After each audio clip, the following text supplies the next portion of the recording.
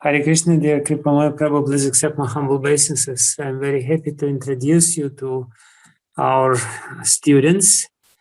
Kripamoya Prabhu is a disciple of Srila Prabhupada. He has been serving in British Yatra many years. He's very respected among the devotees in London, especially in Bhaktivedanta manner. He is an initiating spiritual master, and for a long time he has been cultivating many people, preaching to them and doing Namhata programs. He is also a writer, author. He has written a very scholarly and beautiful book about the guru-disciple relationship, and therefore we invited him to conduct this session of Bhaktivedanta University about guru-disciple. His book is really beautiful. I loved it. I read it from cover to cover. So I'm very happy to introduce you and basically please do the needful now. Thank you very much, Maharaj. I offer my respectful obeisances to you, Swami Maharaj, and to all the Vaishnavas who are here today. My great pleasure to be with you. It's such a wonderfully inspiring initiative to start a Bhaktivedanta University based on Prabhupada Sambandha. You've heard of different subjects. Bana Maharaj has spoken, Krishna Kshetra Swami Maharaj has spoken, and others, Giriraj Maharaj has spoken. Our subject today is Guru-tattva. It is probably one of the more controversial subjects that we have to study in our ISKCON today. And therefore, many devotees have many opinions, and we have many discussions and many conclusions. Every religion in the world has some notion of a spiritual teacher, and every department and denomination in Hinduism has the word guru. Now the word guru has started to cross over from Sanskrit into all the languages of the world, and it may mean different things for different people. So in your preaching and in your philosophical discussions, you may use the word guru differently. But our concern at Bhaktivedanta University is surely to focus on those aspects of Guru-tattva that Srila Prabhupada has repeatedly instructed. And when I was thinking what I should present to you today, I know that you are all very well-read devotees, and therefore many of the quotations Prabhupada makes about Guru, the purpose of Guru, the need for Guru, etc., will all be well known to you. But I thought that sometimes we have disagreements on certain quotations and how they fit our modern experience. I thought to just begin with making a clear statement. And this is that much of our Shastric quotations given to us by Srila Prabhupada come from three distinct periods in history. And according to those periods in history, there is different emphasis on what is a guru and what is a disciple. For instance, what many people call the early period, or the Vedic period, Puranic period, or the ancient period, is all quotations from the Vedas, Puranas, Upanishads, like that. These quotations refer to the lifestyle of particular type of guru and guru-tattva and guru-disciple relationships. Then what we may call the middle period, which is post-Buddhism in India, post-Buddhism, Shankaracharya, all the way up to 1600 or 1700, like that. Say up to the time of maybe Baladeva Vijayabhushana. This period is a certain period that is it has different emphasis on different aspects of Guru-tattva. And then we may call something the modern period, which is after Gaudiya Vaishnavism became somewhat degraded or misaligned. And then we have many other Guru-tattva quotes. And it is in this section of history where we find Vaishnavacharyas speaking against such phenomena as the rascal guru, the bogus guru, that type of person who will mislead disciples. We find a lot more quotes like that. And then after Bhaktisiddhanta Saraswati Thakur is our ISKCON movement, which you might call the post-modern era, where we have, again, different emphasis. And these emphases are given because of the need of the day. The difficulty is that sometimes different quotes are used to establish different truths. And in our ISKCON movement today, sometimes a person will give a quote from the Puranas, and another devotee will give a quote from Srila Bhaktisiddhanta Thakur, and they will seemingly be in contravention to each other, as if they are arguing with each other. So I want to say that Prabhupada's Sambandha, Prabhupada's teachings, give us a full, rounded display of all the different quotations from all the different periods. So if we understand what was the emphasis in different periods, then we can understand how these quotes can be used and how they can be misunderstood. For instance, in ancient times,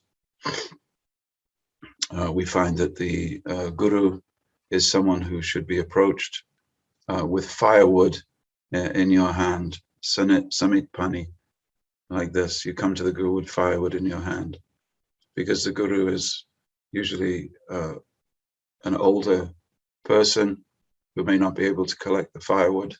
He may be married, he may be living an ascetic life in the jungle or on the mountain. Then we see that Buddhism became very strong in India. Traditionally, you see in the ancient age, the sannyasis would not so much initiate, because initiate means the beginning of something. It means that you are beginning a period of education. So the mantras that you receive at Diksha are mantras that you will need throughout the period of education. And so sannyasi could not give, or would not give mantras, because he was traveling all the time. And how could he teach if he was traveling? So with the sannyasis traveling, the Buddhists began to copy the sannyasis by shaving their heads, dressing in saffron. And instead of traveling, they lived in guhas or caves, often in colonies and cities. And the whole of India, Vedic culture became weak, and Buddhism became very strong. Shankaracharya, around 800 AD, he copied the idea of Buddhists living together in a group, and that is how we find that the sannyasis were, for the first time in history, living in a city. And so they lived in a city and they initiated, and of course that regained Vedic culture.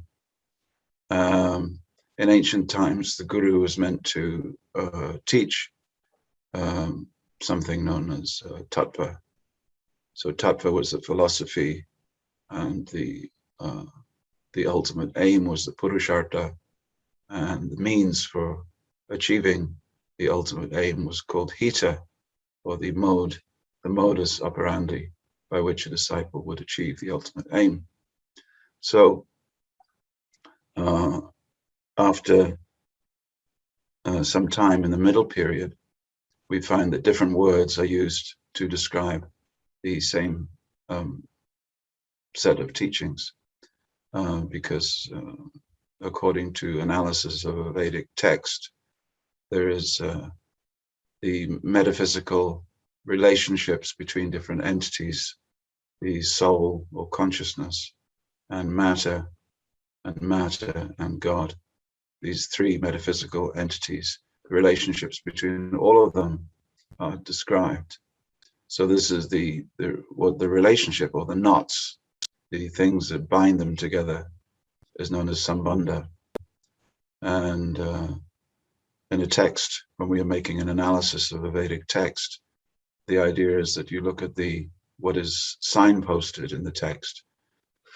It's just like when you're walking along the road and you see a sign, Moscow 50 miles this way, the sign will point.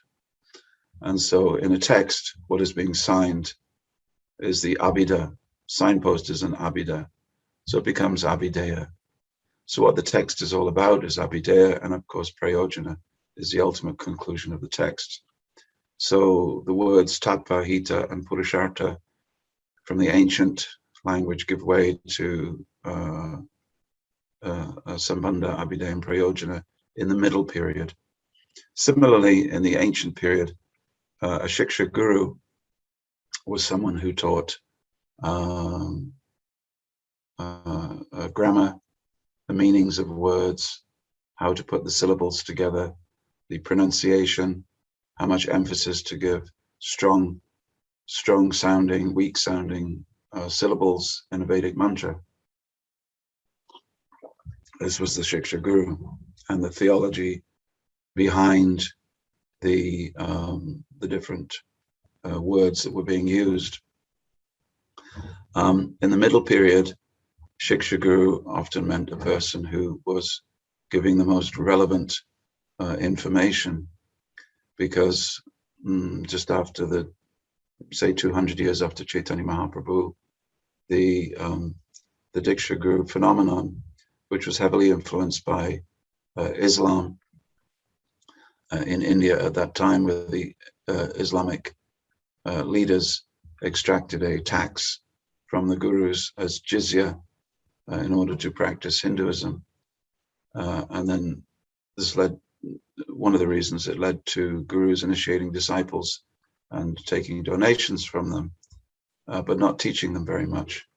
So this culture led to a destruction of the normal function of guru-disciple relationship. And therefore a Diksha guru became someone who simply gave a mantra and nothing else. So by the time we get to Bhaktivinoda Thakur and Bhaktisiddhanta Thakur, they are describing Diksha gurus as almost useless, and Shiksha guru as being the most important person. And then we come to our postmodern times in ISKCON, where we use the word Shiksha guru to mean almost anyone that gives relevant instructions, and Diksha guru, we have our own definitions. So what we're concerned with in perpetuating Prabhupada's teaching is an understanding of how different emphasis was given at different points in history. And so Prabhupada uses a broad range of purports to describe the different phenomenon of the guru, but sometimes it becomes mixed up, and it leads to misunderstandings, and also to misunderstandings in our ISKCON culture as well. So I wanted to start by explaining that, because I've counted 9 areas which Prabhupada focused on. I may be incomplete, but I've counted 9 areas in which I think Prabhupada gave a very particular emphasis to certain aspects of Guru-tattva. So first of all, he talks about the need for a guru. Why do you need a guru at all? And then he speaks about what is a guru. you need a guru, but this is why you need a guru, but what is a guru? Who is a guru? Next obvious question from that is how to find a guru. And then on repeated occasions, Prabhupada, he takes the, you might say he takes the mystique or the artificial mystique of finding a guru by explaining to us that the guru is physical. The guru is not something or someone appearing within, that is Paramatma, but the guru is manifest outside you in the form of a human being, in the form of someone who is accessible, in the form of someone you can bow down to and ask questions to. He's physically manifest. So Prabhupada spends some time throughout his books explaining what a guru is, but he also explains what a guru is not by saying he's not invisible, he's not inaccessible, he's not someone who is incorporeal or unphysical. He's a person that is right in front of you. There was an occasion in London where an Indian lady asked Prabhupada, can you surrender to a book? And Prabhupada asked for clarification. He said, what did she say? The disciple said, she says, can she surrender to a book? If you're in your books, can she surrender to the books? He said, yes, but you make a guru concrete also. Concrete, meaning something physical in front of you. Next, Prabhupada talks about the parampara, how the guru comes in a line of gurus and how he preserves the teaching. Then number 6, he talks about the guru's mission. What does a guru do apart from teaching? Well, he teaches his disciples and they teach others, and that creates an organization within the world. And then Prabhupada does something which is unusual for us, perhaps, because in the days of Prabhupada, no one used the word guru for anybody except Prabhupada. And except that Prabhupada very regularly, I've seen it in lessons and purports that he wrote all throughout his 12-year period within the world. He talked about the need for gurus in the future. So he said many gurus are required.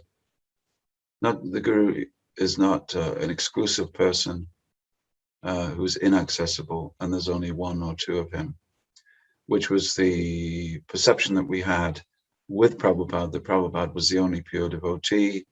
There's only one of him. He's relatively inaccessible.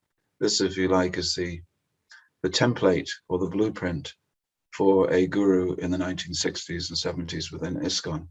However, what Prabhupada said is we need many, many thousands of acharyas.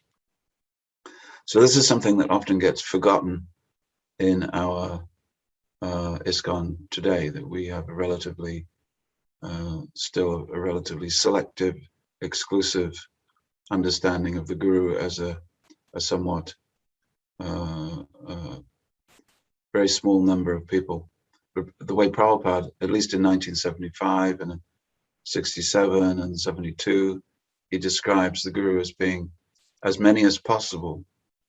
So this, I think, is a different aspect for us. Because if the guru's mission is to be manifest, then we need as many gurus as possible.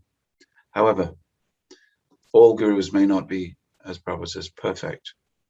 They may be following, strictly following. So that was he wanted to make a categorical difference. Because in the 1600s and the 1700s, in our middle period literature, the guru is very often described as a liberated soul, and the guru has an eternal identity, and he is such and such manjari or such and such gopi or such and such eternal liberated soul of Krishna. However, Prabhupada gives us different options, and I think that's something that we would be very well to remember. At the same time, number 9, Prabhupada cautions us. So he sort of He makes bookends. You know, you have books on a shelf and you have a block on one end and the other end. So on the one hand, the Guru may not be perfect, but on the other hand, he'd better be perfect. He may be perfect as possible, because he should be strictly following. He should be, Vacho Begam, Manasakrota Begam. He should be, pure. He should be, there's a lot of restrictions placed so that we understand. So what a guru is and what a guru is not. Is that all right? So these are 9 areas of interest in 3 distinct historical periods, for which we will have different quotations. And many of these quotations, if not most of them, you will have read yourself. So I hope I won't sound repetitive when I speak about them. Hare Krishna. So Prabhupada, first of all, talks about the need for a guru. And really, he takes his teachings from the, I'm assuming that he takes his teachings from the Tattva Sandarbha by Srila Jiva Goswami, who talks about the 4 defects that he says we are subject to: false knowledge and mistaken perception, confusion. He uses the word Brahma, which means a dizziness. The head is spinning because the senses are inputting so much information, but we're not able to compute it. And the brain is not a good enough computer to understand reality simply through sense information. So then he says we are even with that sense perception, we're negligent of reality. This is pramada, or a type of madness. And our senses, even though so much information is coming in, they're imperfect. Karanapatava, we are incapable of reasoning power. And in that situation, that weak situation, we are envious of others, envious of the enjoyment of others, and we mislead them and we cheat them, or vipralipsa. So those 4 defects is pretty much where Prabhupada invalidates the capability of the human being to elevate himself. And therefore, that creates the need for the guru. Other stories that come from the Upanishads are of there was a young boy who got lost in the jungle. His father was the king. He was raised in the jungle by a family of people who kept pigs. They were uncivilized people living in the jungle. Came from the king and said, "Oh, I'm so glad we have found you. You are not actually part of this jungle tribe. You are actually the son of the king. Please come and regain your inheritance and live as a prince in the palace." So in this story, the material world is the jungle. The others in the material world are the pig keepers. And the minister who finds the grown-up boy as a young man, he is the guru. In another Upanishad, we learn the story of the man who came from Kandahar or Gandhara. The man was attacked by thieves, and he was tied up and thrown in a ditch in the desert. And a passing stranger came and cut his ropes and freed him. And this kind person who helped the man in the desert by cutting his ropes, this is the guru. So this is the classical understanding that I was lost and I was found by the guru. I was attacked and tied up in the desert, and the guru came and freed me. So with these stories, the Upanishads describe the position before meeting a guru and the situation after having a guru. So Prabhupada gives us all of these and stresses to us the need for the agency of others. And there are many, many quotes, and you will know them, and I will send you these sheets afterwards Madan Mohan will distribute these sheets with all the quotes on. But within the Vedas, mainly the Upanishads, we find that God is beyond physical perception in the Sritashvatara Upanishad. In the Kena Upanishad, we find that the eye cannot go to God, nor speech, nor the mind. In the Vedanta Sutra, we find that logic cannot go to God. Just talking about God cannot go to God. They're inefficient. And we find that which is in Mahabharata, we find that the absolute truth is inconceivable. Do not attempt to approach the absolute truth through deductive reasoning. In the Mundaka Upanishad and the Katha Upanishad, we find this verse. You will know this verse, but I'll say it just for reference. Nayamatma pravachanena labhyo namedaya na bahuna shrutena. The Supreme cannot be known by any amount of intelligence or learning or discourse. But now comes the key element. Why do you need a guru? Not because he sees the truth only, but we need a guru because he knows Shastra, and Shastra can tell us the truth. So the guru is the mouthpiece of Shastra. And Prabhupada's focus on this protects us from the guru who does not refer to Shastra, but just refers to his own mystical experience of God. There are always gurus in the world who want to bypass Shastra and tell you about God from their own mystical experience. But in his description of Guru, Prabhupada says, no, that is not possible.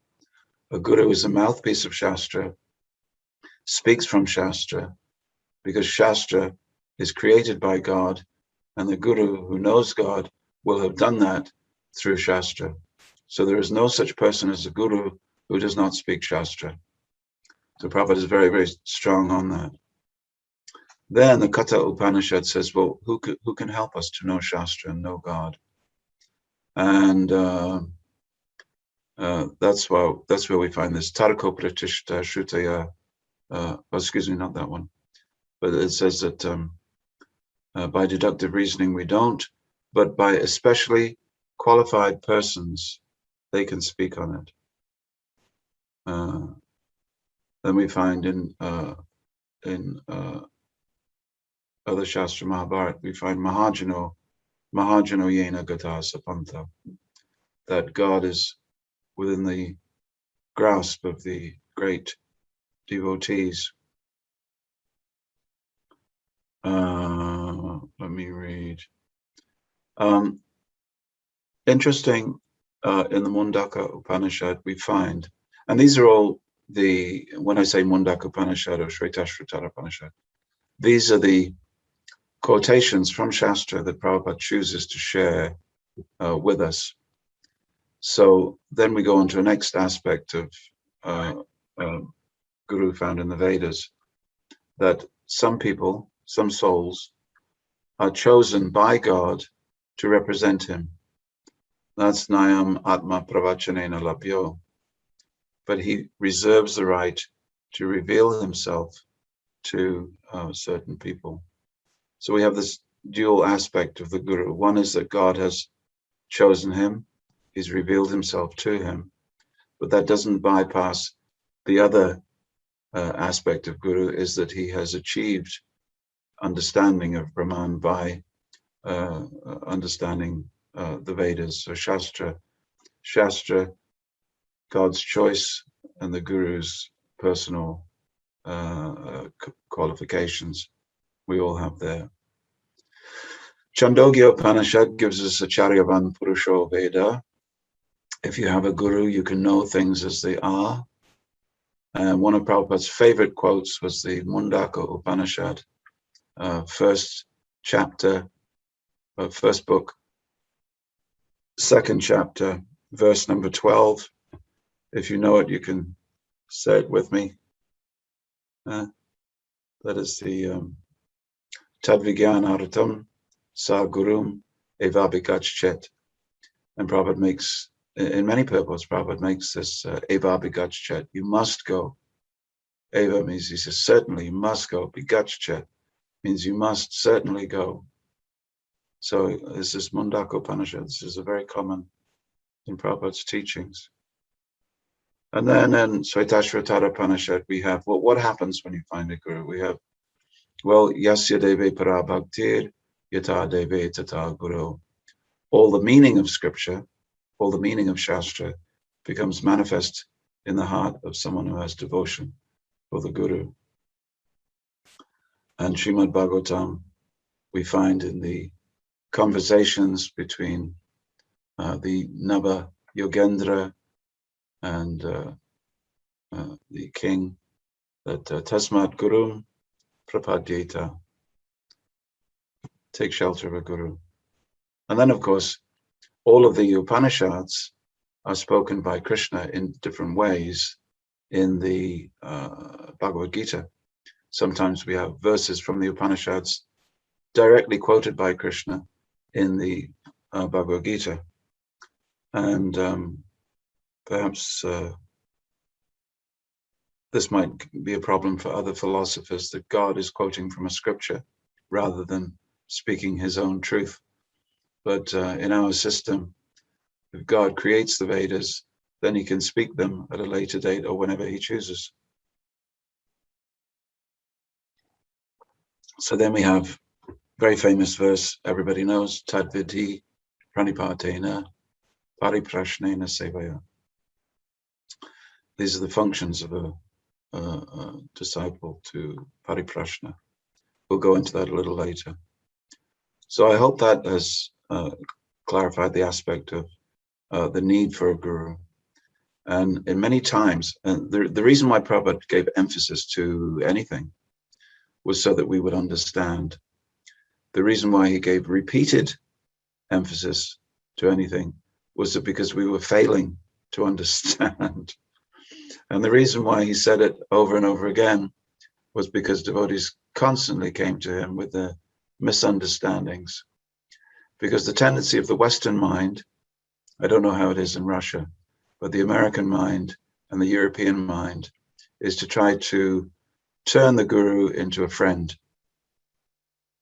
or to turn the guru into a priest, or to turn the guru into a therapist, or to turn the guru into a miracle performer. But that's usually in India. So every culture has what we think a guru is. And therefore there is a very strong tendency to try to change the guru into something that he is not, but something that I would like him to be. So Prabhupada resisted that. He saw that in his disciples. And so he wanted them to be very conscious of their tendency to look at the guru in a way that was culturally sensitive for them, or ego-syntonic, as we sometimes say. Some to try to turn the guru into someone who was, acceptable within that culture.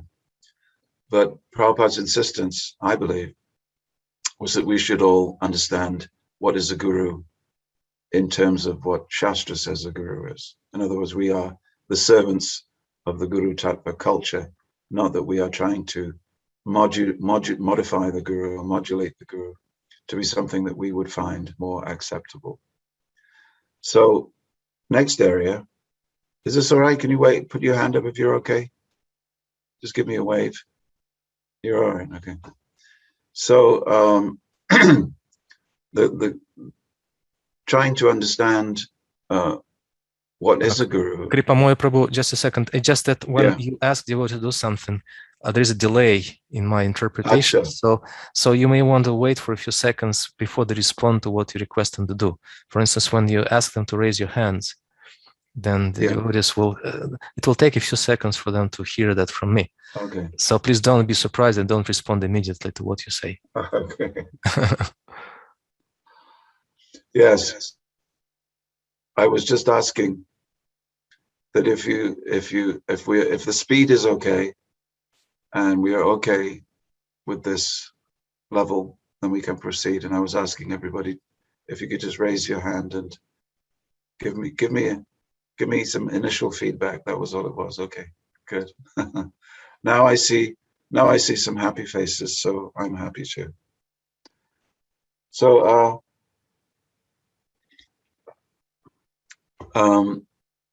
the Vayu Purana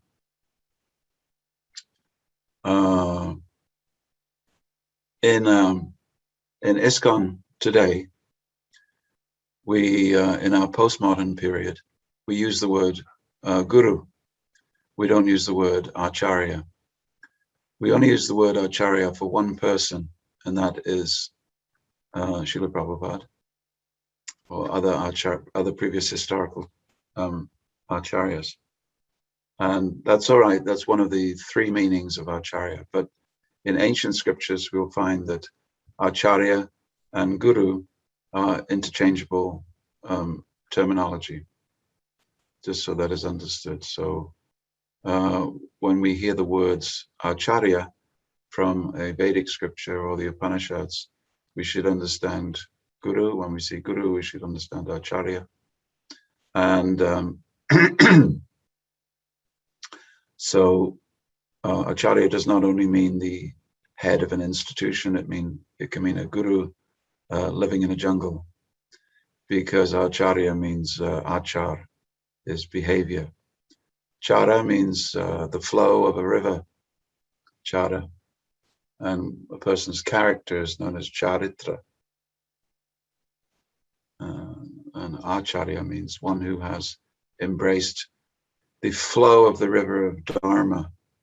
So it means that he has not only learned something, but he's also teaching it, and he embodies it in his life like that. Of course, you knew that, I know, but sometimes we have to, when we come across a quote that says acharya, we should understand that it doesn't mean a separate type of guru, but it means the same type of person. So an acharya is one who's fully understands the conclusions of Shastra and whose behavior reflects his realization.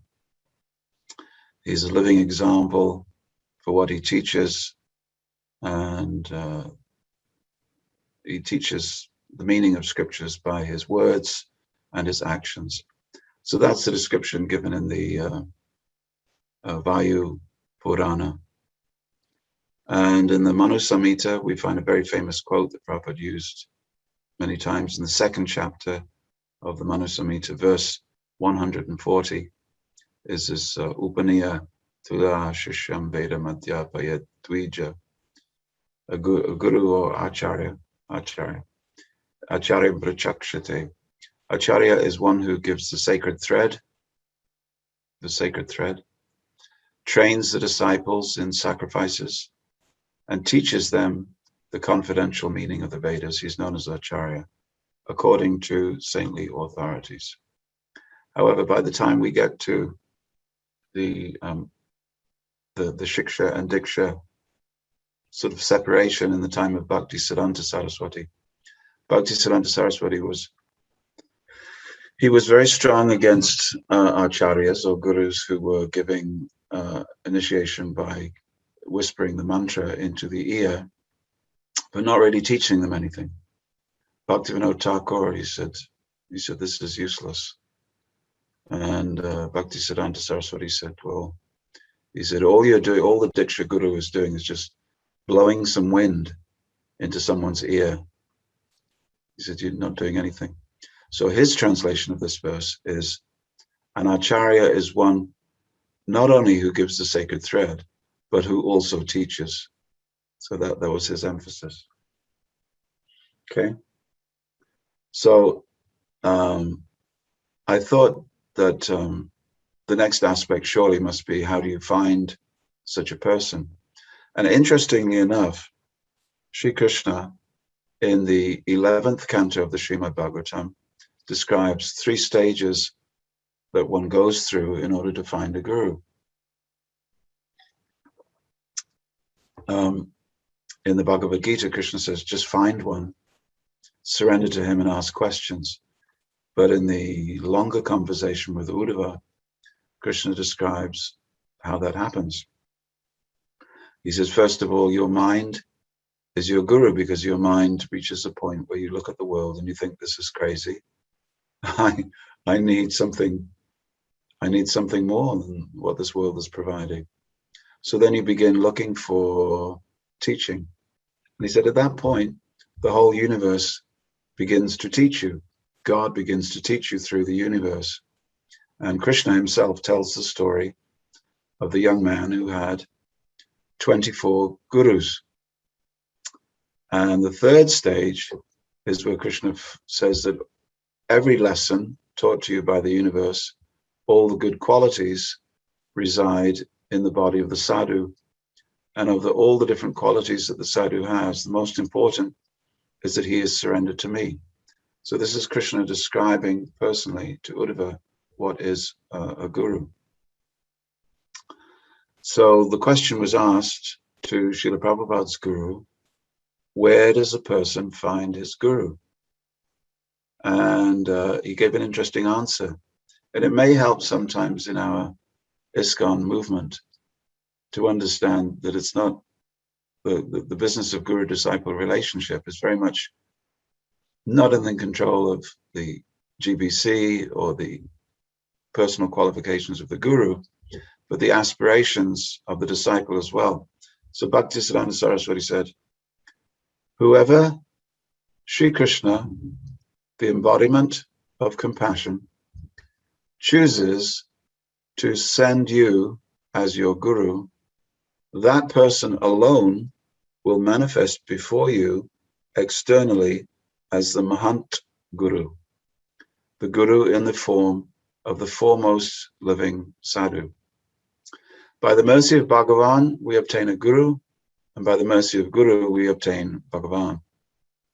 And now it gets even more interesting. He says, a person will get a guru according to his destiny.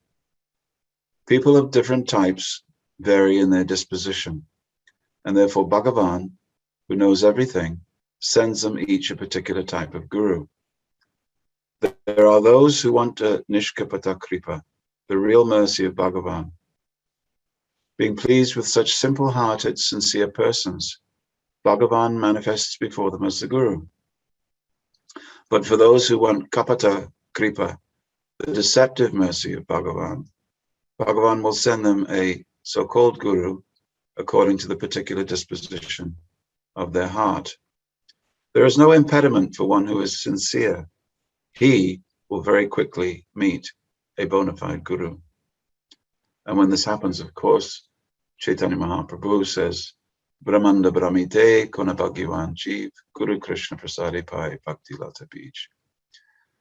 Wandering throughout the universe, a living entity meets the guru if he's fortunate, and by the mercy of the guru, he gets the seed of bhakti. The next aspect that Prabhupada, now we are going at some pace through these different aspects, but I want to resolve it by perhaps spending some time at the end with your questions. There is a tendency amongst religious people to be sentimental. There is a tendency amongst people who are still those whose bhakti is motivated by karma tend to want a priest. Those whose bhakti is covered by yoga will want a mystical, a mystical person, or even a non-person, or even an invisible voice. And so Prabhupada, and those whose bhakti is covered by jnana, they sometimes want the guru to be God, that in the sense that he's a human being, but ultimately he's a white light. So the guru can get away with speaking many different things. So Prabhupada has spoken in such a way as to divest all these different illusions of their power. And he writes as early as 1960 about how the Guru is physically manifest. This is a very important idea. So in 1960, in Easy Journey to Other Planets, Prabhupada writes, Krishna reveals himself from within to one who is serious about God realization. The spiritual master is the external manifestation of God who is situated in everyone's heart.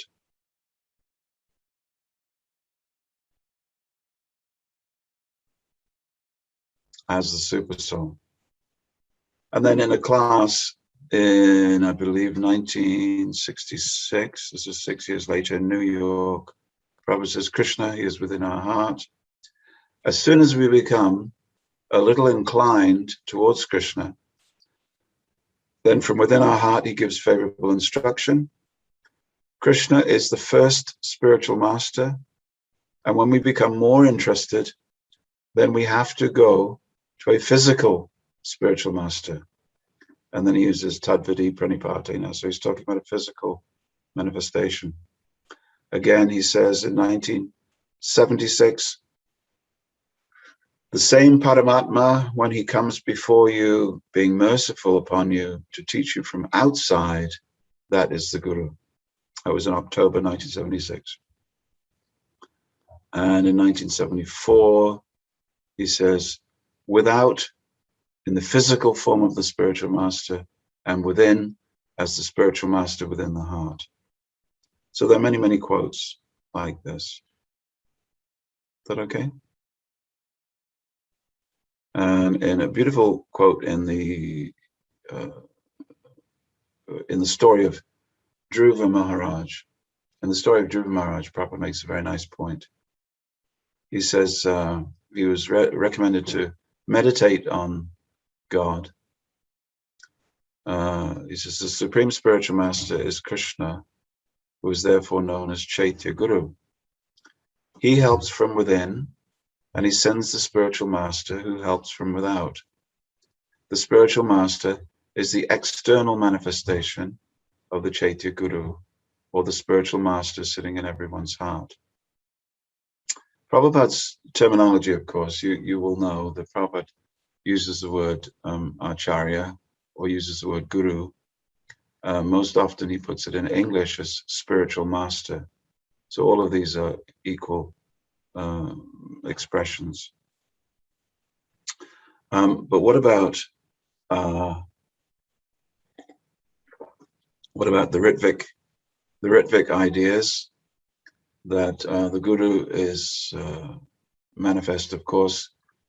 You see, what Prabhupada says here is that it's a direct challenge to those who would say, well, the Guru is much more importantly manifest in Vani. Vapu is not so important, because Prabhupada also says that. Mainly, he says it to his disciples who he cannot physically appear before them. They see him. You know, you've got to understand that Prabhupada was traveling the world and we saw him once every year for 3 days. So to me and my godbrothers and my god-sisters, a guru is someone who, yes, he's physically manifest, but just not here in this country. He's always somewhere else. So Prabhupada would then give some support to his disciples by saying, yes, but Vani is more important than Vapu. Now there is a class of devotee who completely extrapolates these statements by saying, well, we can have access to Prabhupada right now as our guru without the physical manifestation. But in all the quotes that I've just given you, Prabhupada says that the guru is accessible as a physical manifestation. So they're taking one set of quotes, but not the other set of quotes. So then it is important sometimes for us to understand that although Vani and Vapu are there, these are considerations. But we should also consider how to access the Guru and the teaching of the Guru in a physically manifest way. And this is why we need thousands of Gurus, obviously. So Prabhupada sort of develops this point, and Bhaktisiddhanta Saraswati Thakur develops this point by stressing that the Guru is accessible here and now. And the reason why the Guru is accessible here and now is that so that you don't become deviated from the message of the Guru. One time Prabhupada was in India and a disciple raised his hand and he said, Srila Prabhupada is the Guru. Are you available through your books? And Prabhupada said, yes. Then he realized the disciple didn't understand. So then he reached over and he took the disciple's ear and he pulled the disciple like this. He said, but a book cannot do this. Meaning that the book cannot manifest in that way. So there's a very interesting conversation between Bhaktisiddhanta Saraswati, and a disciple asks him a question about Lord Jesus Christ. And if Jesus Christ is the Jagat Guru, can we not, can we not access Christ in the same way? Now, it's interesting that those who call themselves Ritvik followers of Prabhupada, or the true followers of Prabhupada, they say that Prabhupada is equally accessible to everyone. But this is what Bhaktisiddhanta Saraswati says. So, yes, that's true, but there must be some caution. So he's asked, Jesus Christ is Jagat Guru, the spiritual master of the world. His instructions alone are sufficient for our spiritual welfare. Is it still necessary then to accept a Mahanta Guru, a great spiritual Acharya, who is still living in this world? And this is what Bhaktisiddhanta Saraswati replies. He says, we accept both Jagat Guru and Mahanta Guru. If only the Jagat Guru is accepted, the result has many undesirable consequences, or anarthas. If someone accepts such a great soul from the past, in this case, Jesus Christ, and wishes to follow in his footsteps in the present, but considers that there is no need for any Mahanta Guru, it is questionable to what extent he will be able to properly follow the views of Jesus. Only the succession, or parampara, of Mahanta Gurus mercifully delivers to us the words of the Supreme Lord or of the Jagat Guru. So this is very interesting. So it's saying in order to Jagat Guru, yes, you can take access of Jesus Christ or Madhvacharya or Bhaktivedanta Swami Prabhupada, great Acharya. But in order to safeguard the teachings and to give you access, there must be a line of Mahanta Gurus as well as the Jagat Guru. Then he gives an example. He says that the stream of water which comes from the Himalayas, the Ganges, he says it flows all the way down from the high Himalayas and the ice and snow, all the way down to Navadvip. He says, and we can take advantage of the water of the Himalayas from here in Navadvip. He says, I cannot travel to the mountains of the Himalayas. I cannot access the water there, but the water is flowing down to me. We are sitting at such a distance and we are able to touch the water from the Himalayas. In the same way, the Mahanta Guru brings the current of the river of Shuddha Bhakti as pure and sacred as the waters of the Ganga, and he showers it on our heads. But if the banks of the Ganges had not existed, a person as ordinary and weak as me, a person without resources, could never have been able to climb the Himalayas and touch the water there.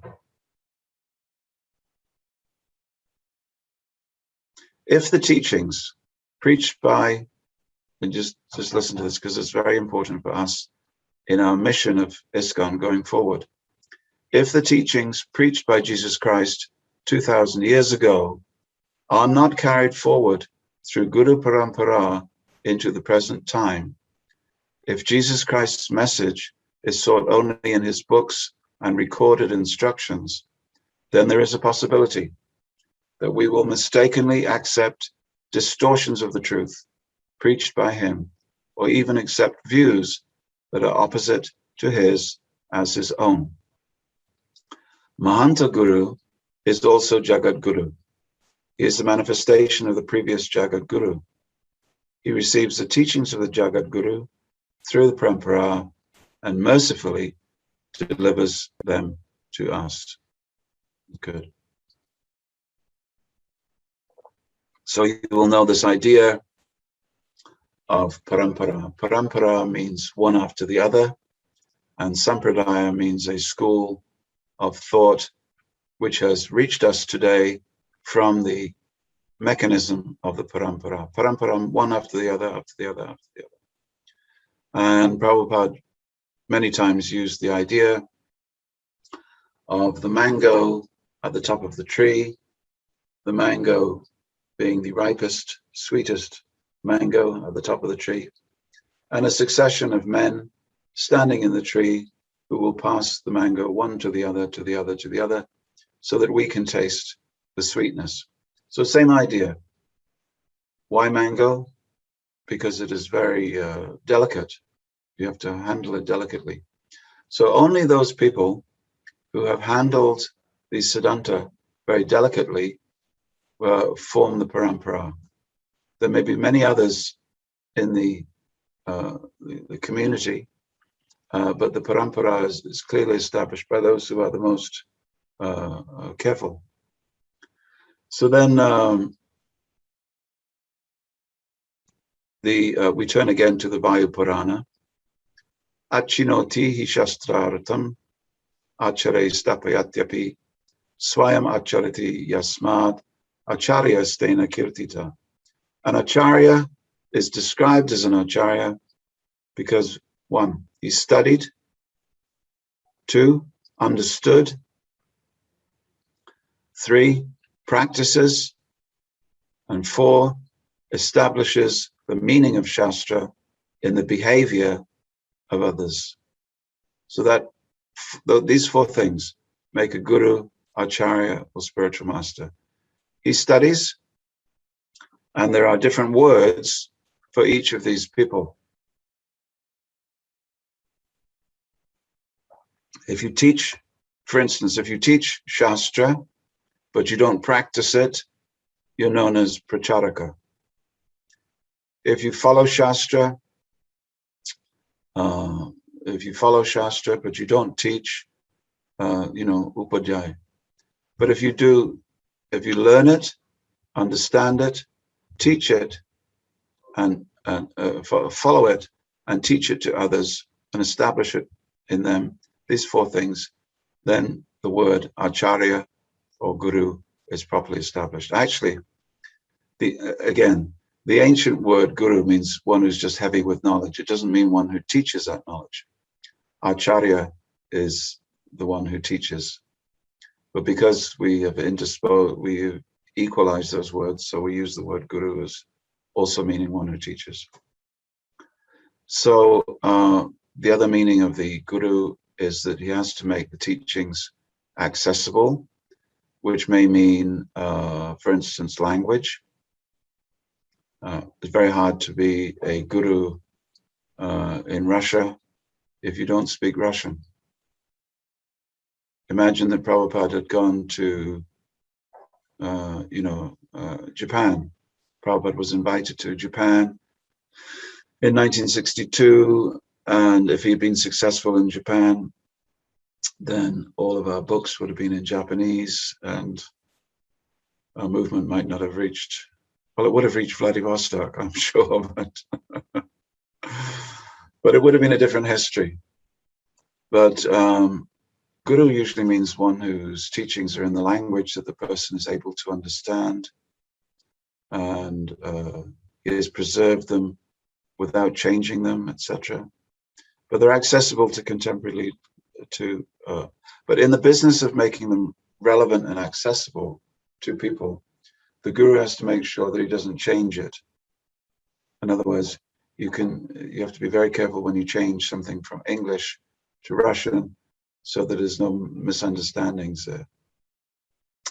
So Prabhupada tells us that when a guru does this, then the next generation of disciples will make it accessible to, they will become gurus for the next generation, and they will teach according to what their guru has told them. And we see this from the very beginning.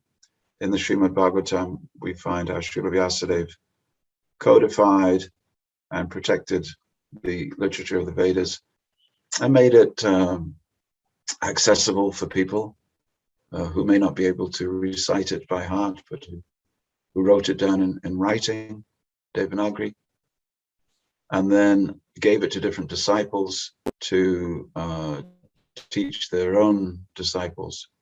So a list of Vyasadev's disciples is given, and then the Shastra that they were given.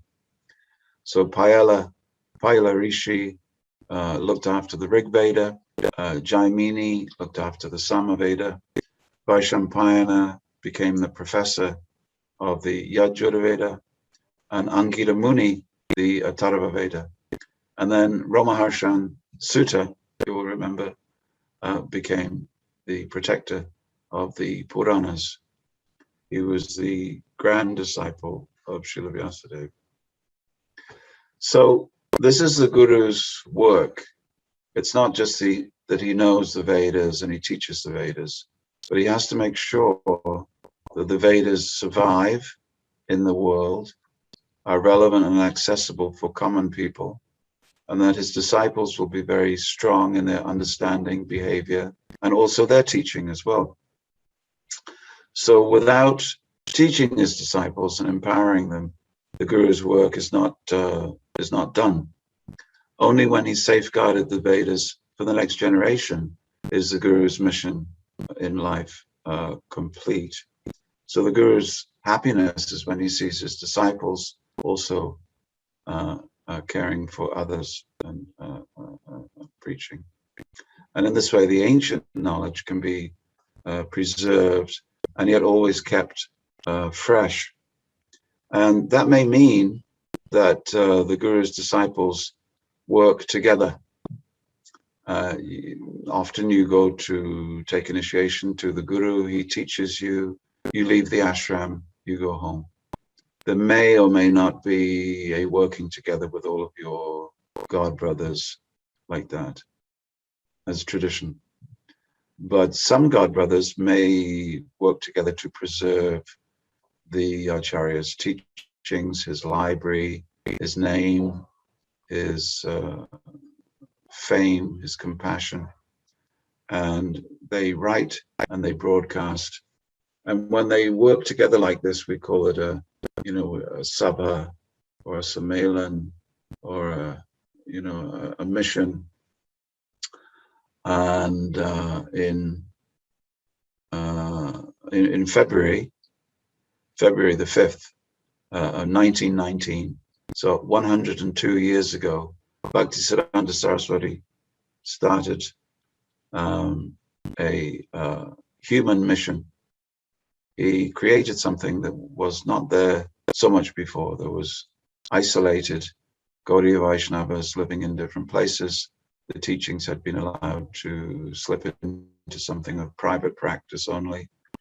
But Bhaktivinoda Thakur gave a human face to that mission by sending out preachers.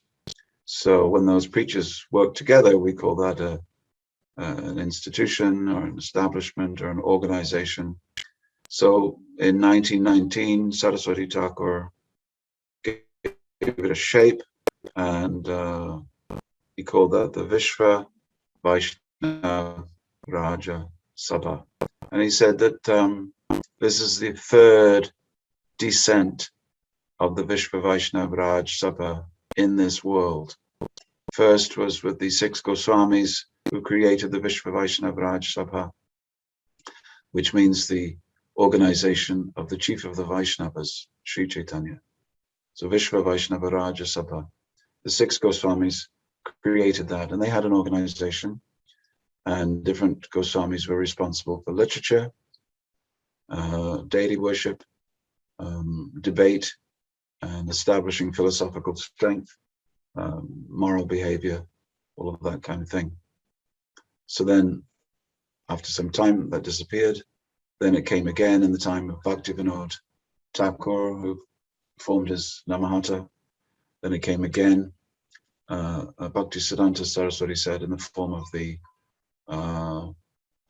third appearance, Vishwa Vaishnava Raj Sabha in 1919, which later became known as the Gaudiya Math. And the fourth appearance, of course, is ISKCON in the form of Srila Prabhupada's worldwide preaching order. So this is the human organization which guarantees and takes forward the teachings of the Guru. So for this purpose, many gurus are required. I won't spend too long on this because I know you have questions now and we're getting on. So in April of 1975, in Mayapur, Prabhupada says, he's talking about the word Acharya. Each member of the Panchatattva is an Acharya. And then he says, so we have to follow the Acharya. Then when we are completely 100% follower of the Acharya, then you can also act as Acharya. This is the process. Don't become premature Acharya. First of all, follow the orders and you become mature. Then it is better to become Acharya. And then he talks about how the etiquette is to wait until your own guru has passed before you become the Acharya yourself.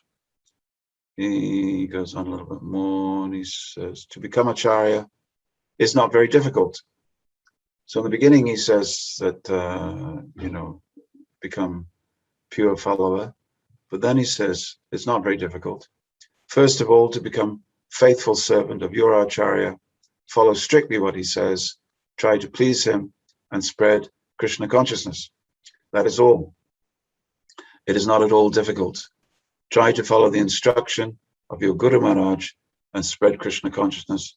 That is the order of Lord Chaitanya. Amara Agyaya Guru Anatara Idesh Yaradeka Tarikar Krishna Upadesh. You know that one? He says, and I'm finishing now.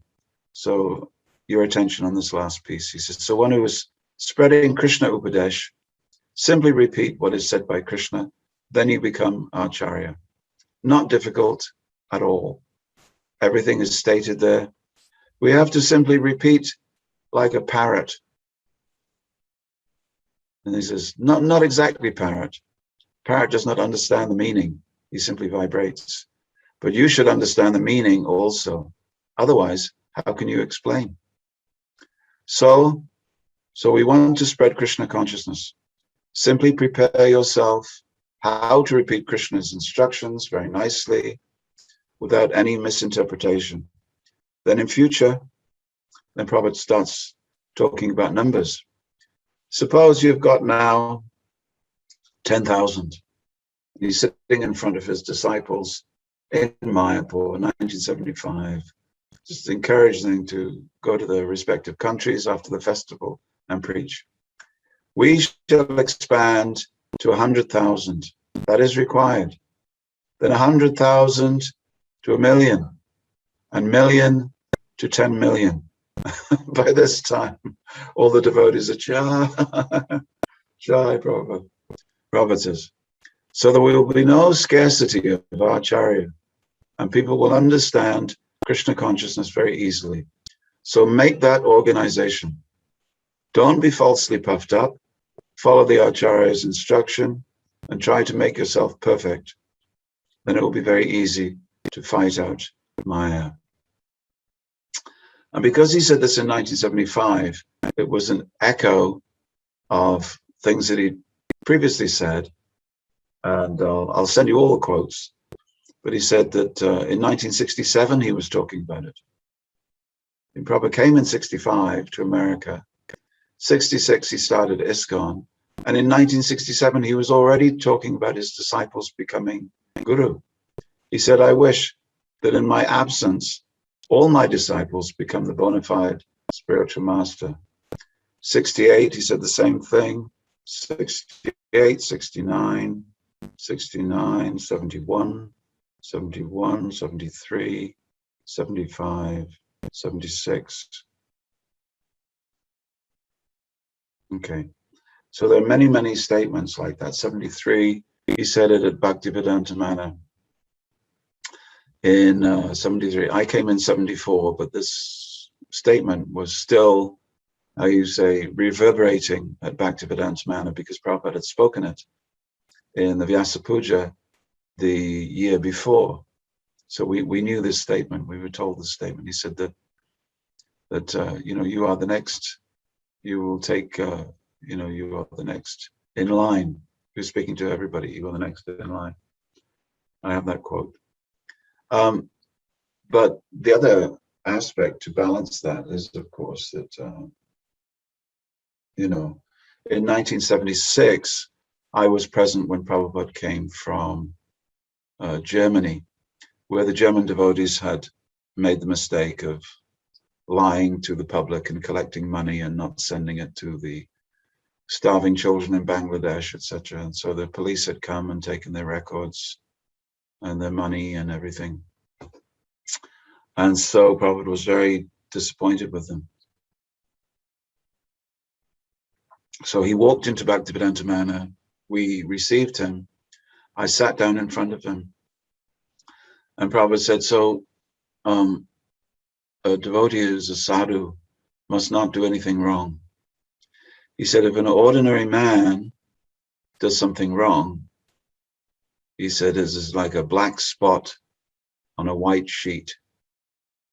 He said, everybody will see the black spot.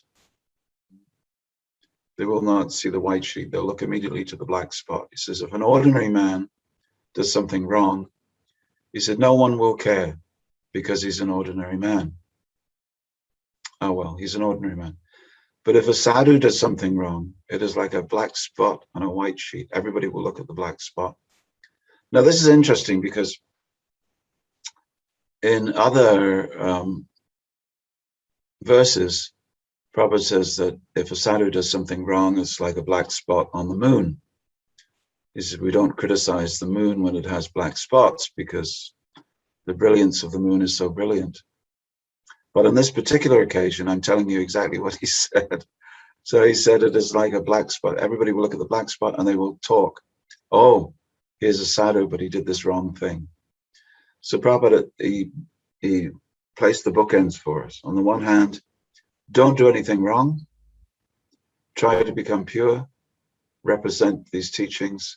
And on the other hand, everybody should become acharya.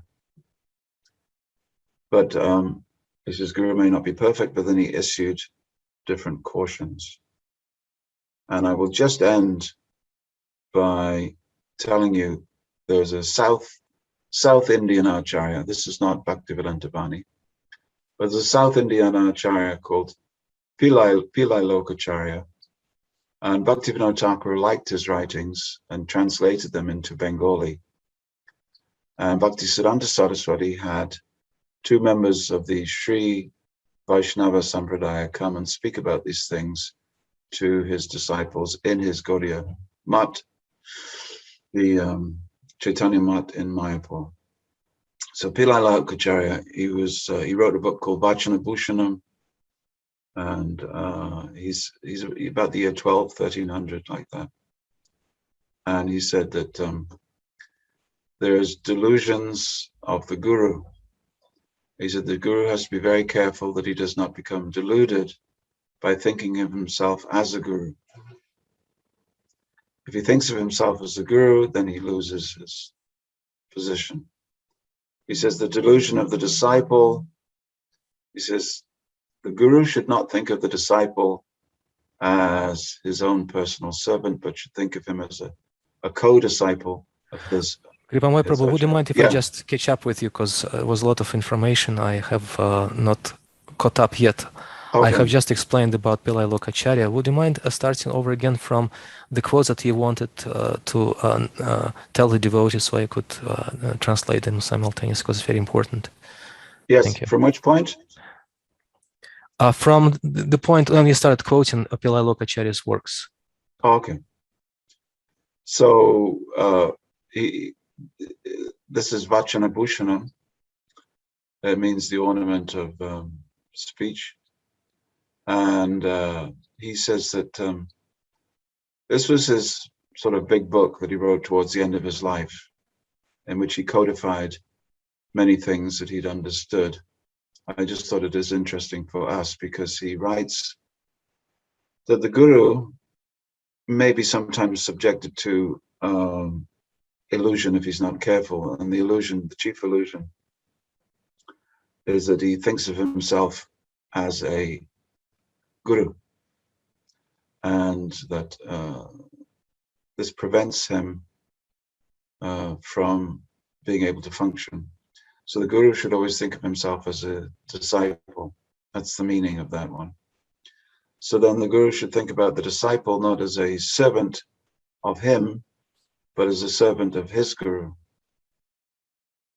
So in other words, every ISKCON Guru should think of their disciples as being a servant of Prabhupada, and we are simply looking after them on Prabhupada's behalf.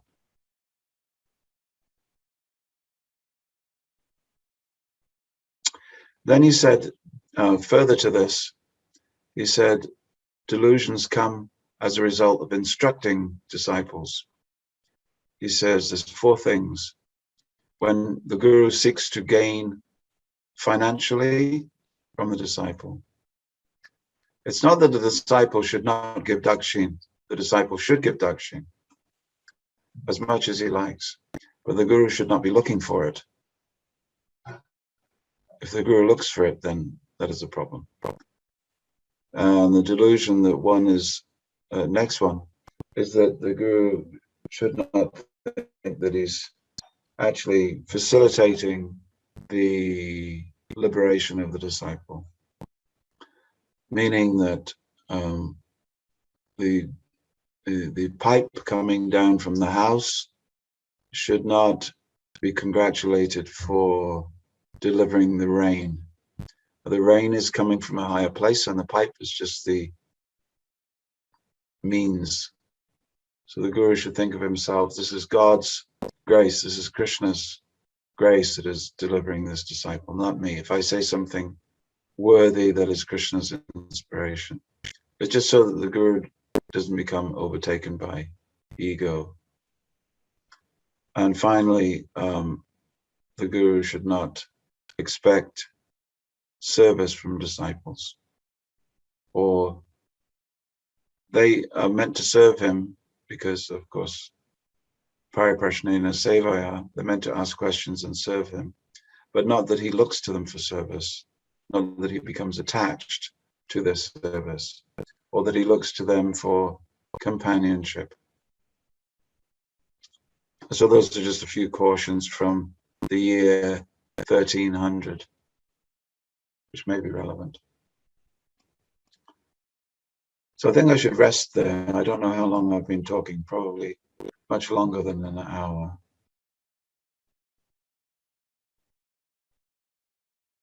Yes, Kripamoya Prabhu, we've been going for, thank you very much for this very meaningful and informative and insightful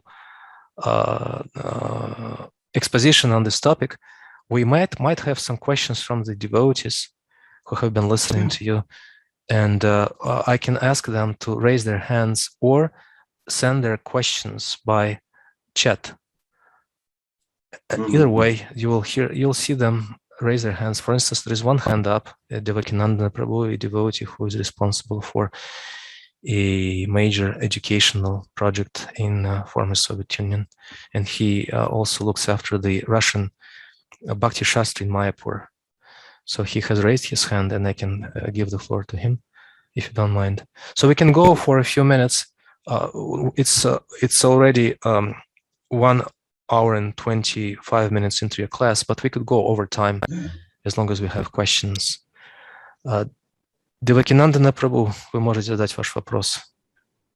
Мандалапати Прабhu, пожалуйста, вы принимаете вопрос, я буду продолжать переводить. Хорошо. Хари Кришна, примите мои смиренные поклоны. Спасибо большое за замечательную презентацию. Вопрос в следующем. У нас в курсе «Ученик в ИСККОН» есть урок, где говорится о 3 аспектах принятия прибежища учеником.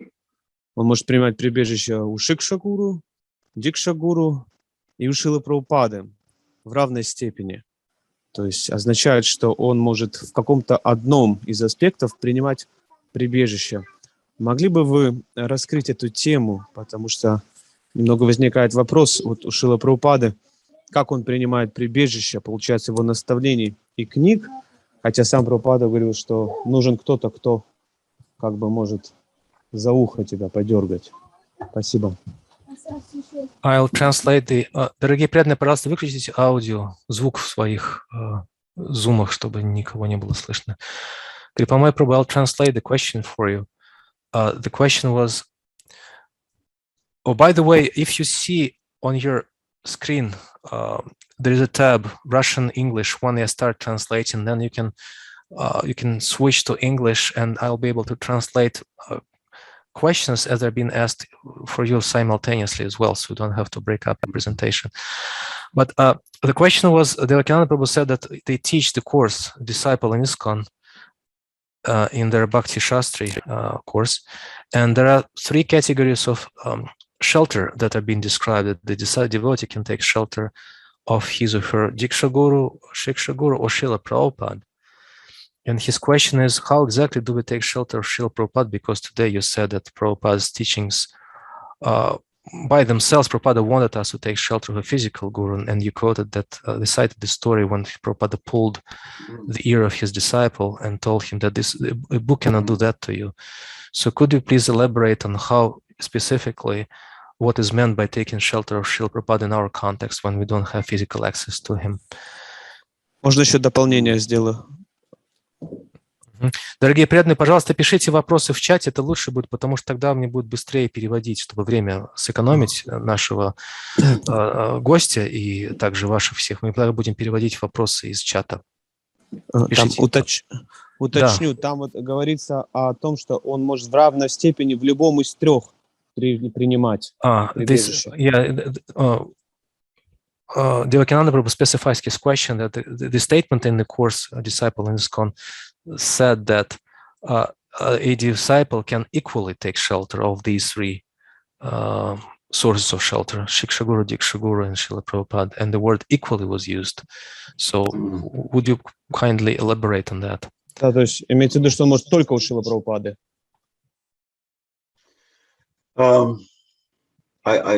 My understanding is that we are trying to make Guru-tattva relevant for a worldwide organization in which a guru may initiate and then the disciple may see that guru once a year, sometimes once every 2 years.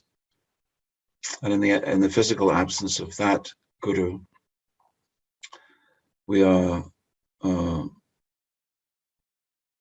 giving opportunities by our teaching to stress the validity of Prabhupada's availability through his words, which is not insignificant. It is very significant.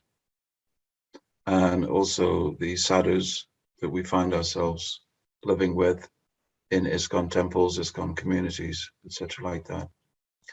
What can we do? We have a situation that was never there in the ancient world. Prabhupada is available in recordings that were not there in the ancient world, through printing, which was not there in the ancient world. So we have new manifestations of the Guru's mercy. This is one area where postmodern Guru-tattva and ancient Guru-tattva are slightly varied. Can one take shelter of the Guru sufficiently through simply books and instructions? Well, according to ancient texts, the Guru, and according to Srila Prabhupada, the Guru is a physical manifestation. That's true.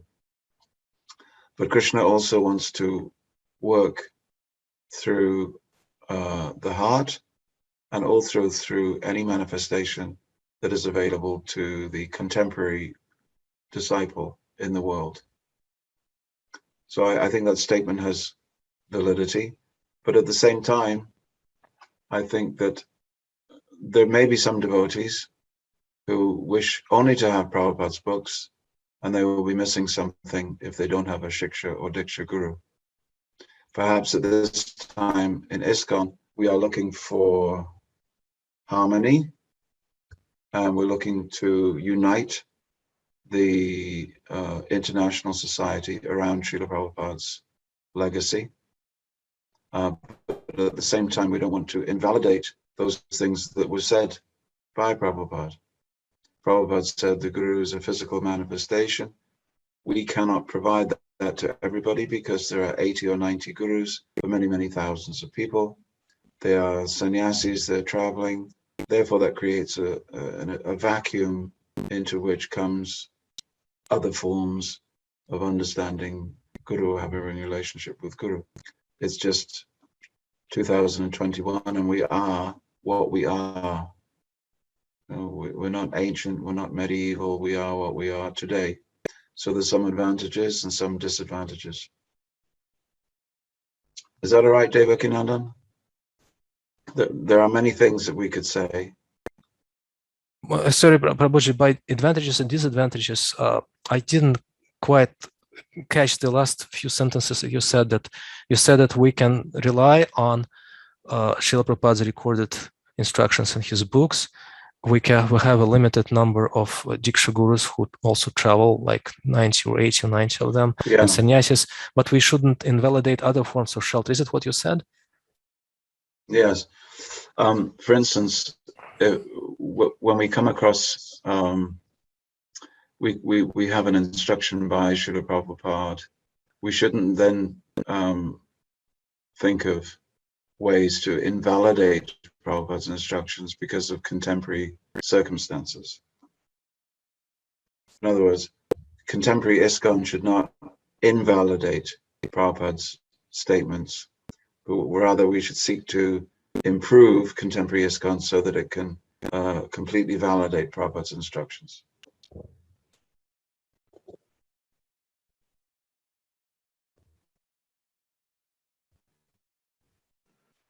И Враджендра Кумар, вы можете задать ваш вопрос? На английском переводить не нужно. Одну секунду, Враджендра Кумар, можно я договорю просто? Я не успел закончить. Just a second. I'll have to finish translating what you've said to explain a little bit in the context of what you said previously. Okay. Другими словами, Крипамоя Прабhu. Let me say this then, to make it easier for everyone. ISKCON is in a state of becoming. It is not it is in a state of flux. We are moving towards what we wish to create.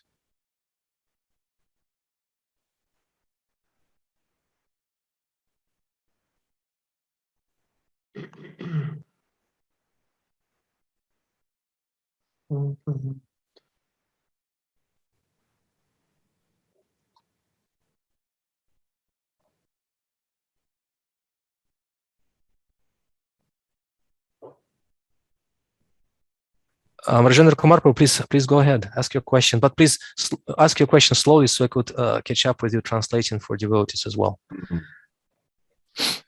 Hare Krishna, my name is Rajendra Kumar Das. I come from Vladivostok, far east of Russia, and I would like to ask, it's regarding our previous meeting with Burijan Prabhu one week ago, and he explained how once in Melbourne, in Australia, Srila Prabhupada was telling about the huge eagles flying from one planet to another planet, and one disciple who was listening to this lecture, he said, "It's hard to believe, Srila Prabhupada." And Srila Prabhupada paused and he said, "What do you know? You are still in the womb of your mother."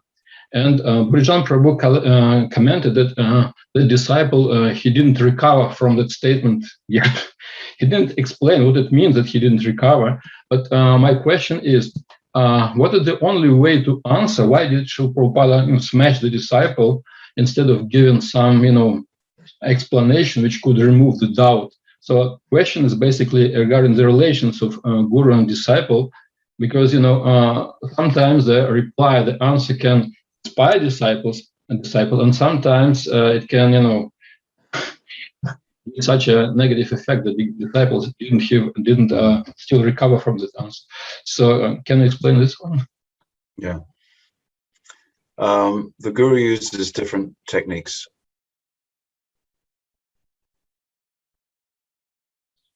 Sometimes he is like a rose. Sometimes he's like a thunderbolt. Sometimes he answers questions. And sometimes he answers questions very obliquely or indirectly. In Bhaktivedanta Manor, Prabhupada arrived in January 1975, and I was a new devotee. I was already initiated without seeing Prabhupada. This was my first time to see Prabhupada. And it was wonderful to see him for the first time, but I'd never heard him speak. So one disciple asked a question, and Prabhupada said, that is not a very important question. Another disciple asked a question, and Prabhupada made a joke. Immediately I became disappointed, because I thought a guru was someone who gave deep, meaningful, detailed explanations to every disciple. But it seems that what Prabhupada did is answered in such a way that the disciple would be either informed or would have their ego diminished, because that is the other function of a guru, is to diminish the ego of the disciple. One time Prabhupada he said, initiation means suicide of the ego. At Bhaktivedanta Manor, my friend asked Prabhupada another question. He said, how are we to understand that universes are coming out of Mahavishnu like bubbles? Prabhupada went, huh? And he repeated the question. And Prabhupada just looked at him and he said, how can you understand with your puppy brain? So sometimes he was very harsh and very cutting. But that is part of the function of the guru. But there are many ways in which a guru teaches. Sometimes the lesson that he wants to teach the disciple is not about answering the question, but how the disciple asked the question. So there's at least 24 different ways in which the guru teaches the disciple. I've listed them all in my book, the Guru Disciple book. So these are all the 24 different ways that the guru teaches the disciple. So this is one of them, by harsh, sometimes disrespectful answers. But then I went upstairs. I went upstairs into Prabhupada's room, and after Prabhupada's guru persona downstairs on the Vyasasan, I saw him upstairs with his disciples, and I was able to see that he was having a nice conversation with all of us, asking, how are you, and how are you, and how are you? So I went from being disappointed with him to being, reestablished in a relationship with him. So that was a special moment. But the guru can't give harsh answers all the time.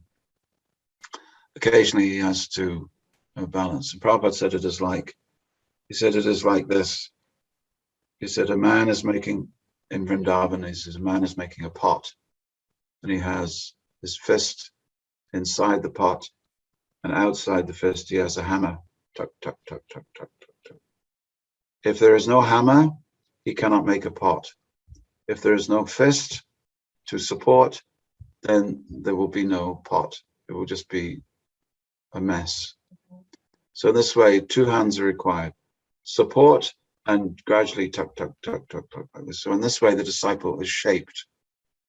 So Kripamoya Prabhu, just a second. I want to capture your analogy completely. So please pause for a few seconds. I'll translate it, and then we can go ahead. Итак, горшечник.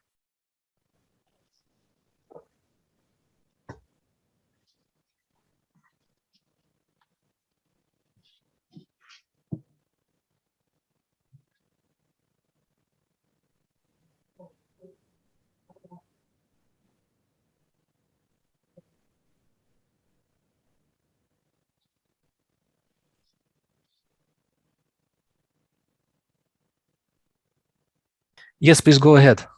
Yeah. So I think that when we try to understand Prabhupada's replies, we should understand Prabhupada's replies, whether they are recorded by someone or written down. These replies have to be understood on the basis of that Prabhupada had a relationship. So within a relationship, you can say things that are sometimes heavy or rude, but you can get away with it according to the disciples' relationship. With disciples that were only very delicately disciples, Prabhupada was very kind and apparently soft. With disciples that were able to hear such things, he would often speak very strongly to them, sometimes without without a reason to be so hard. He would use it as an example to be very hard. Just like, I'll give an example. One sannyasi was arranging for Prabhupada to have a stereo system in his room. He thought it would be nice if Prabhupada could hear kirtan on a stereo system. And so he was getting the right-hand speaker and the left-hand speaker, but the two channels would not they could not arrange it.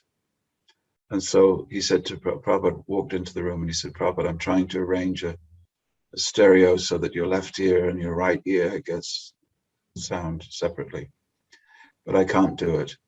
Therefore, I think we'll have to merge the channels. But he didn't even say the channels, he just said merge. And Prabhupada looked at him and he said, merge? Why are you talking of merging? And then Prabhupada gave him a lecture for 1 hour on how the soul does not merge.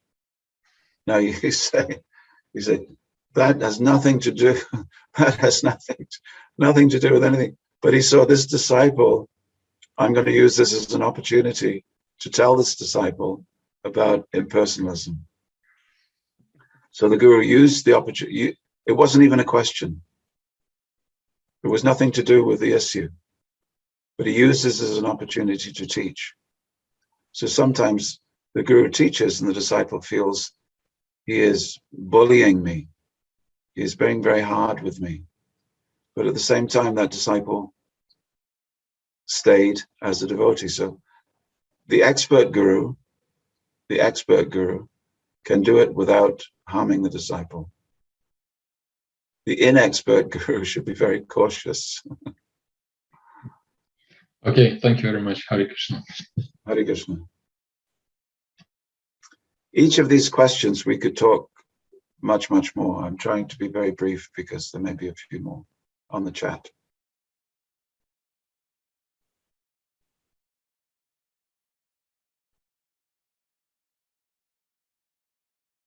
So we have a few questions from the chat.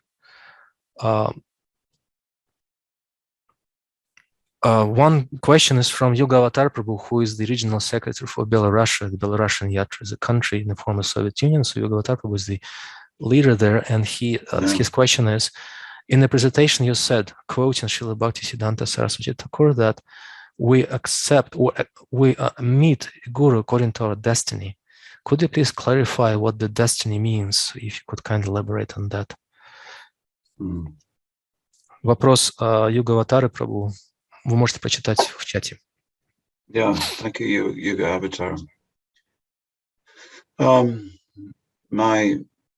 am married and my wife's grandparents are from Belarus. So Hare Krishna.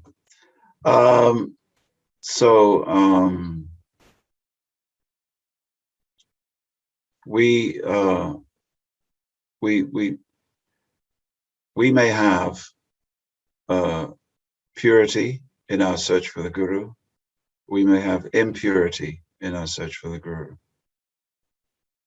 And Bhaktisiddhanta Saraswati's reply was that sometimes if a person is not pure, they may receive a Guru which is according to their manifest desire, the development of their desire.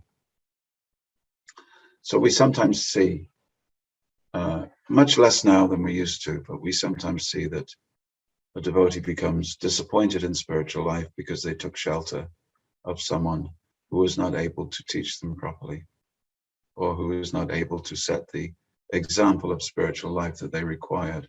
Sometimes it is like that. Many times we put all the emphasis or all the blame onto the Guru, or all the emphasis or blame on ISKCON as providing such and such people. But it seems from what Bhaktisiddhanta Saraswati was saying, is that this phenomenon has always been there. There have always been insincere disciples, and there will always be insincere gurus, and they will meet each other according to their desire. That's just a principle. Is that okay? It's a principle that we have to be aware of, and we have to exercise caution.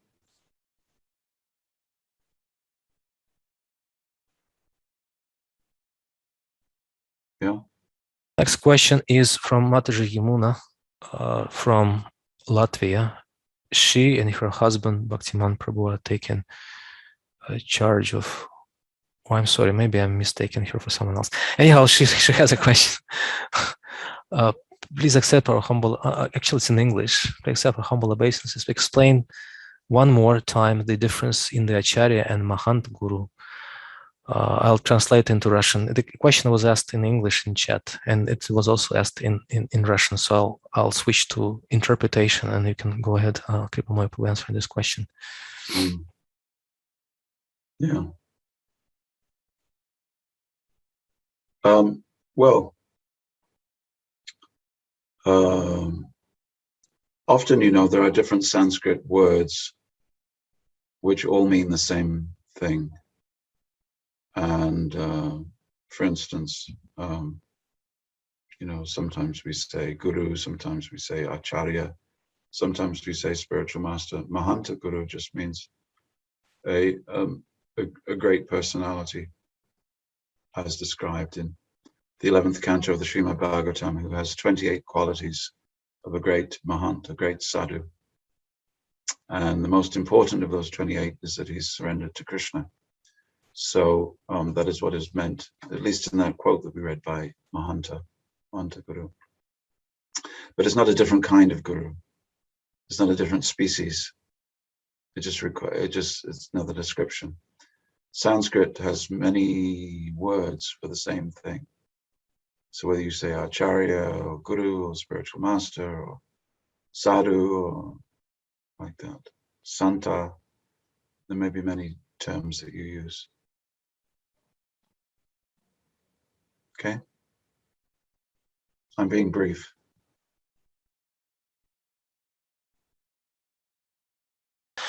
Next question is the question of legitimacy of ISKCON. In ISKCON, we have some weak spots regarding Diksha. Do we have any weak spots regarding our Diksha Parampara in ISKCON? Because we oftentimes hear criticism from the side of some Babajis of Radhakunda who try to delegitimize or undermine the legitimacy of our Parampara. Yeah. Well, from the point of view of a person who says that for a Diksha Parampara to be absolutely authentic and pure, that each guru has to be connected to the next one by Diksha. Yes, Bhaktivinoda Thakur was asked this question. He said, yes. He said, there are many gaps in the Parampara, sometimes of many decades or 100, 200 years. He said, but the main thing, he says, is that the teachings have been preserved. It is not so easy sometimes to have an acharya to fit the post. He said, sometimes it is like a pure river that goes underground for some miles and then resurfaces at another place. He said, the water is the same. It's just that you have not been able to see it for some distance. So, but we should understand that the parampara is preserved. There are many good essays on this, actually. One is written by B.G. Narasimha Swami, who just passed away this year. He died this year or last year. And he's written a whole book about the purity of the parampara that now finds expression in the disciples of Bhaktivedanta Swami Prabhupada, and how we should not be disturbed by the complaints that comes from chiefly from the Babaji section of Radhakund. These complaints have been coming since the times of Bhaktivinoda Thakur in the late 1800s, 1860s, 1870s, like that. So that will always be there. But they also complain about Gayatri mantras. They complain about Bhaktisiddhanta Saraswati re-establishing sannyas. They complain about many things. So what to do with complaints? Well, I can send you the papers for validating the ISKCON Parampara, and maybe that will be useful for using that in other places. Eventually, everything will come to Russia as well. We have many such people in England. We have Sahajas in England. We have Babajis in England. We have all different types of Gaudiya manifestations in England. And I'm sure it's coming in Russia. If you don't already have it, you will have it sometime soon. So get ready. The future will be very colorful for you.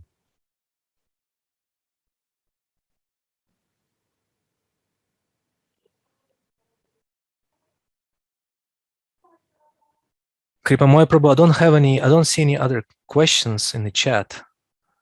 Oh, actually, yes. 26 questions though. You have? Pavana Prabhu has just sent a question. Yes, I just saw that. I just seen it. Yeah. So there's a long question by Pavana Prabhu. I'll just summarize it for you. That in ISKCON we oftentimes absolutize Diksha. When Diksha is promoted to an absolute platform, at the same time our association with the Guru is very rare and sporadic, and often too general. But the disciple of the Guru is supposed to know not just the instruction of the Shastras, but he is supposed to know the disciple himself or herself. And oftentimes we are being led and cared for by our Shiksha Gurus who care for us and maintain us. And still the relationship with the Diksha Guru is being held to an absolute or promoted to an absolute platform. But Shiksha Guru is not oftentimes spoken about. And I don't hear that even Diksha Gurus themselves do not emphasize the culture of Shiksha oftentimes. So the question is about what is the status of Shiksha Gurus in ISKCON that who de facto lead devotees in their spiritual lives and serve or perform all the functions of a Diksha Guru except giving Diksha. What should be the proper culture towards such Vaishnavas and how it should manifest from those devotees who take shelter of them? And also, what is the proper attitude of Diksha Gurus themselves towards those who help them fulfill their obligations towards their disciples? It's a long question, but that's a question. No, good. Дорогие приятные, я не буду переводить его на русский, сами прочитайте в чате, пожалуйста. This is a very good question. We cannot change Shastra. So in one sense, the Diksha Guru is absolute in the sense that he is a representative of Krishna. So we don't want to change that. However, you should understand that according to ancient systems, the Guru is in one spot. When it says Samit Pani Shocham Brahmanishtam, you meet the Shocham Brahmanishtam, the Guru who has heard and understood and is fixed in Brahman. You meet that person by taking firewood to him, and then you reside in the ashram for 1 year. The Guru understands you, you understand him. If you like him, then you take Diksha. So Sanatana Goswami and Gopal Bhatta Goswami have repeated that injunction in the Hari Bhakti Vilas, that 1 year should be taken to understand the Guru. So when the Guru is a householder or is living in one town, you can do that. When the Guru is a sannyasi, in many, many cases, the Guru is a sannyasi in ISKCON. So the benefit of having a sannyasi as a Guru is that you know that you're dealing with a detached person. The disadvantage is that you can't see him. So what does ISKCON have to do? Perhaps ISKCON has to make the sannyasis stable, but then according to ancient instructions, that is not a sannyasi. A sannyasi gains detachment by traveling. So the ancient system, the ancient world, was that the Guru is a householder. So if all the Gurus in ISKCON were a householder, then perhaps one problem would be solved. If all the preachers were sannyasis and all the Gurus were householders, that would be a different type of ISKCON. However, I don't see that's going to happen very soon. But it does create this, English word is disparity. What we read about the Guru in Shastra and what we get for the Guru in ISKCON is often two different things, because I get Diksha from the Guru, that's true, but I don't get any Shiksha at all. And I think we have to be very careful that we don't get back to the times of Bhaktisiddhanta Saraswati, where because of our success in ISKCON, we just have so many disciples now and very few teachers, very few Gurus, that we find ourselves in a situation where, you know, the ISKCON Guru is blowing the mantra in the ear, but not giving any shiksha or training. So that's the situation. As I said, ISKCON is in a process of developing. It is not fixed as it is today. And it's the duty of all of you to make the ISKCON of the future manifest in a way that serves as many disciples of the future as possible. But for the moment, the relationship of a Diksha Guru to a Shiksha Guru, first of all, Shiksha Guru is equal manifestation of the Supreme Lord, according to Chaitanya Charitamrita, and therefore is to be respected by the disciple. Basically, Guru is a person who manifests Krishna for you, who teaches you Krishna, trains you in worshipping Krishna, helps you to understand Krishna, and keeps you on the right path of bhakti. So to those people who perform the function of Shiksha Guru, we should be very respectful. We should also pariprashnena sevaya. We should ask them questions. Prashna means questions, and pari means all around the subject, pariprashna, like. You know. And so we should do service for them. We should serve them. And if I am a Diksha Guru, but I'm not training my disciple, then I should be very, very grateful to people who are training my disciples, because what is my Guruship? I gave a mantra, but I did not train them. I should be very respectful. And I should speak to my disciples after I've spoken to the Shiksha Guru. I should ask them, how is my disciple? How are they doing? How are they prospering? Are they doing well? Please tell me. You are looking after them. Please tell me. That should be the relationship. But it is not that, for instance, the Diksha Guru should have all the influence and the Shiksha Guru should give all the teaching and have no influence. It is not, for instance, that the Diksha Guru should give a mantra and get the dakshina and the Shiksha Guru is in poverty. We don't know. We can't have that. You see, if that is happening in some places, then it is, you know, like this. It should be balanced up. So for the disciple, he or she should understand that this person is giving me Krishna. So there should be a very respectful attitude. Not that this is my Diksha Guru and he's giving me everything. And you're only my Shiksha Guru. I don't have to be surrendered to you. But neither should the Shiksha Guru think, I'm giving you everything, therefore you should surrender to me. The Shiksha Guru also has to be aware that I have to be humble. I'm teaching someone else's disciple. They're my student, but I have to be humble, otherwise I shall fall into the same trap as any guru falls, as Pillai Lokacharya was saying. Is that all right? But we're talking about ISKCON and our culture increasing and improving and developing. When I first became a devotee, I joined a group of 20 people. I walked into a house, and it was a house with, one of the Beatles, George Harrison, had given us the house. And he came sometimes, and there was 20 of us. And you know what they said to me? They said to me, your job is to spread the Hare Krishna movement all over England. And I said, where is the movement? And they said, you are the movement. I said, it's just us. So now you have to spread it. So what we see now is not the ISKCON as it was, but ISKCON that we made.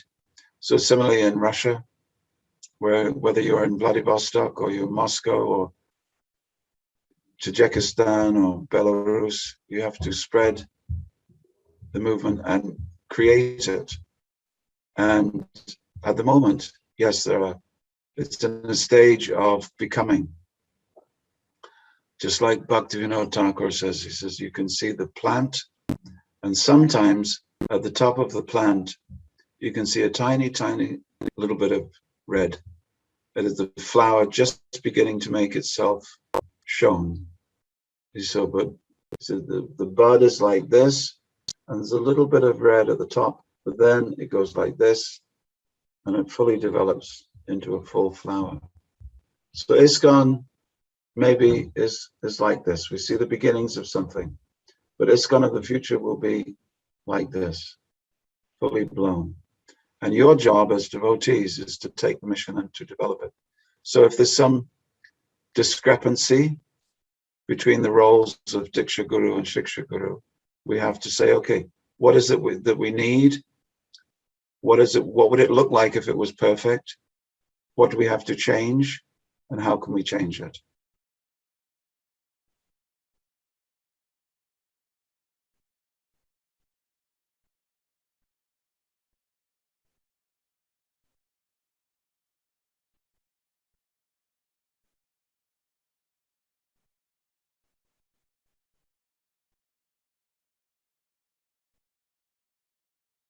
Thank you very much, Kripamoya Prabhu. A follow-up question from Pavana Prabhu. Again, he's also one of our leaders in Russia. Why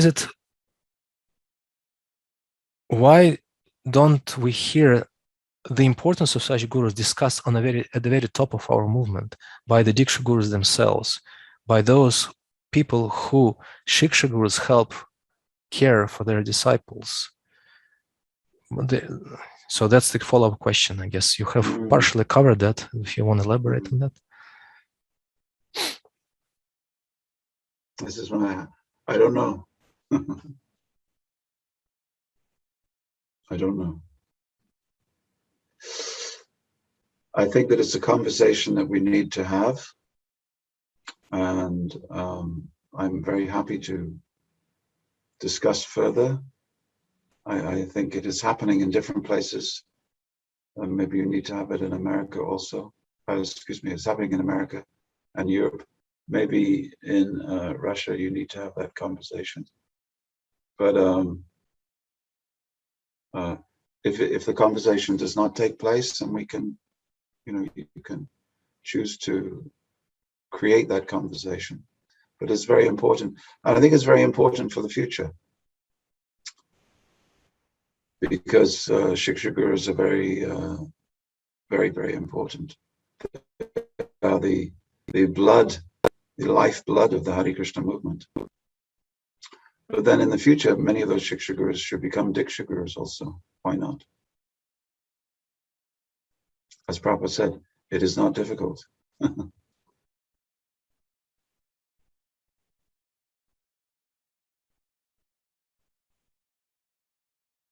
Thank you very much, Kripamoya Prabhu. I do not see any other questions, and we can probably wrap it up here. We have already been 2 hours. taking advantage of 2 your hours. association for 2 hours, and it's been extremely